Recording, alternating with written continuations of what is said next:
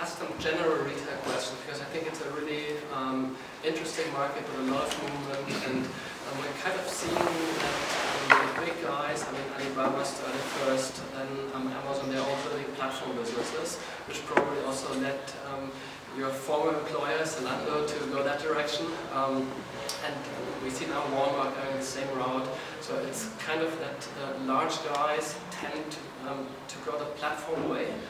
And at the same time, the other retailers which don't have the scale, they see so much pressure from especially Amazon.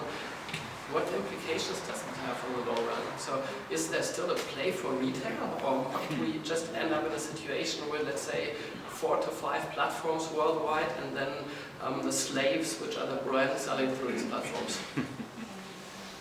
Yeah, so I'm not sure if I would only limit this to platforms, yeah, because at the end, I think if you I think it depends a little bit on which retail industry you're looking at. But like in grocery, for example, the biggest threat is probably discounters, and essentially the new channels which are emerging.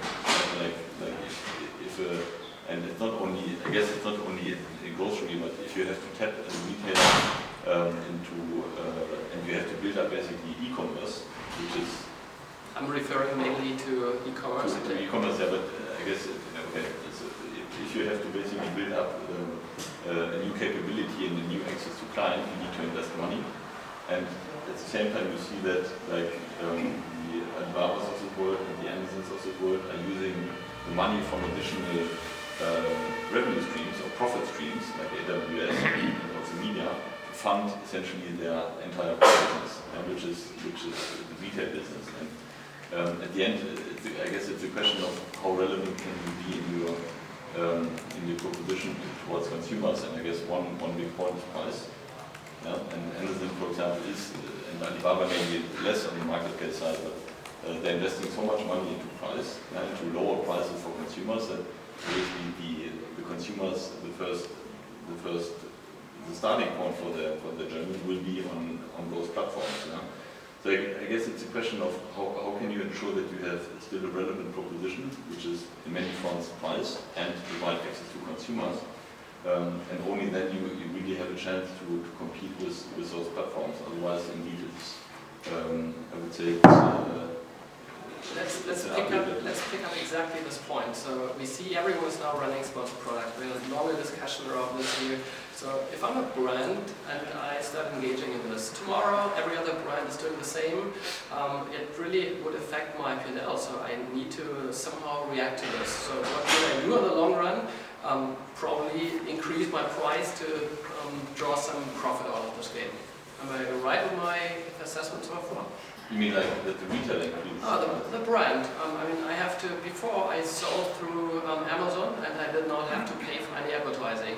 Now they are squeezing me, so I make some profit out of the platform. And I reinvest this profit into sponsored products, for example. Now all my competitors engage in the same, so I end up in the same comparative ranking as everyone else, but Amazon gets more money. Hence, what do? I raise my price. So if I do this, does it mean that the price is established for the big platforms, including the sales tax for sponsored products, that all the smaller retailers who are not doing this, they're kind of paying the same price? And will this concentrate the market, I'm wondering?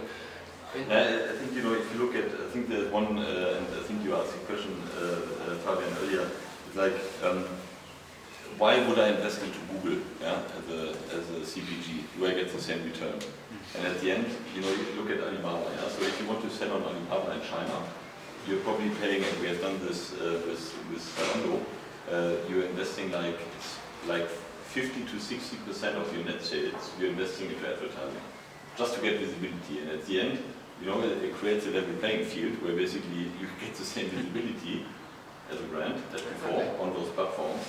But you have basically paid a lot of money into advertising. And somehow you need to make a profit. Yeah, but I guess the problem is not the market business when it comes to consumer attractiveness, but the wholesale business. Because if Amazon is buying the camera, putting it on stock, and financing I bought the sports watch on Amazon 2 weeks ago. It cost like it was discounted 50% normally. So why should I buy it elsewhere? And basically the discount of this watch, they pay through advertising. Yeah? But the question is at the end, what alternatives are there for suppliers? And we see it, I think, for many suppliers, they don't want, and I think that's the counter argument that those platforms will capture the entire game, because also suppliers do not want to be dependent on too few sales points, right?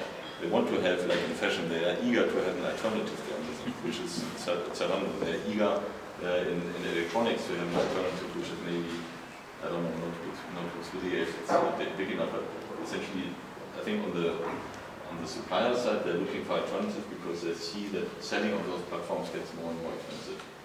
I don't know if it answers your question. No. I'm just wondering how it can play out in the long run for the brands, because it's getting way more expensive. So I think to some extent, at some point, you need to factor this into the price. And I'm just wondering whether the smaller retailers not monetizing their traffic that way, if they just fall short and at some point. We see it I think we see it in many verticals, in pharma, but also in like electronics and in general households and fashion. That you need to build up an alternative revenue stream to be able to finance your core business. As simple as that. And if you look at the margin of take just a simple example in numbers. If you're monetizing 1% of your retail sales and a 50% profit, which is highly likely, and you're running typically at a retail margin of 2% in your core business, you can basically boost your profitability overall by 20%. So you're basically giving your profit, your bottom line through retail media a huge boost. And I think, not making probably the only risk-free business in the world, I would say. Because you simply give, because you don't have, you have an immediate payoff to this business. You don't have to take again a grocery retailer. You don't have to invest into huge millions of infrastructure. You immediately tap into additional profit, and therefore it's almost a no-brainer to leverage basically the large reach which retailers have and give suppliers access to it. With the rules of the game changing, that more and more of the advertising is done by the brands, and if I take a look now at the ecosystem, of course we have Alibaba and Amazon, let's count Zalando with a lot of scale, then there are hundreds of mid-sized and smaller retailers. If I'm a brand like Nike, how do I run this in the future? I mean, do I then set up or negotiate deals with 500 retailers across on-site, off-site, and different on-site and off-site channels? I mean, it's becoming a whole mess and difficult to control. What's going to happen to solve this? No, I guess the one thing which will solve it is what happened in the display space also, which is syndication. Right?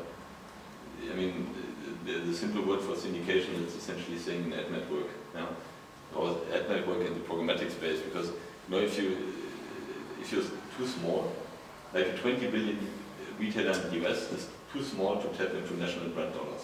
So they have to basically consolidate inventory with other retailers.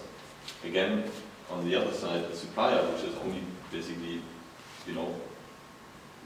reaching 2% of the US audience will not invest into it, right? So at the end, I think attaching media inventory to each other and syndicating it and creating basically an intermediary in this market, I think will be a logical consequence that happened in display, and I think it will happen also in commerce advertising products. Sponsored products, one example could be like banner advertising on the site also. Then you still have like the former logic solution. Now Google goes into the space. It's very cluttered today. So do you think there's some major player who will try to own it all, and who's going to be that? I think there are many players which are going into this market at the moment. Be it Google, be it Criteo, be it Criteo is basically the retargeting business is almost dead, and they're now trying to basically go into it. I think the question is at the end, I think we need to find the use case and give an example, create a small example to show that syndication and bundling media inventory on the sponsored product side works, right? And the end, you know, it's not technically it's not rocket science, and commercially neither. Right? We just need to, I think, jointly just need to make it work. I guess that would be for me the syndication bit is really what I think what will happen in this industry. How do you see Google's role evolving in the market? So we know for them retail is number one priority. It's their most important segment. We've seen them tapping into the marketplace business, at least trying Google Shopping Express.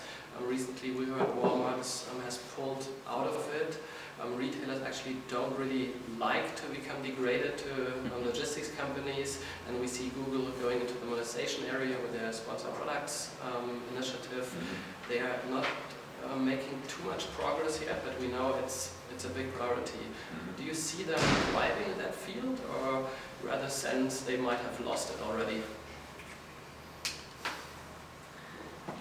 I mean, let's put it this way. But I find surprising that they are so slow with it. Yeah? And I think they run the pilot in Brazil, they run the pilot in the US, they try to run the pilot in Germany and trying to get basically access to retailers' inventory. You know, the reason why I don't think that Google, I think the reason why they don't succeed is because they don't provide a good customer experience. So if you're, I don't know who of you will talk to them, so basically like the catalog is basically completely shifted downwards, right? So the retailer loses essentially control over the catalog. And it's essentially the window, yeah? You don't want to lose control of the catalog. You want to control the catalog. And that's maybe a reason why many retailers refrain from using the Google solution. The Hook Logic solution, I think it comes with another problem that it's essentially potentially cannibalizing your own spend, and again doesn't provide the control. And so I think the solution which can only work and which can only succeed is if you put the retailer really in control of what's happening in the window. Thanks a lot, Jerome. Okay, thank you.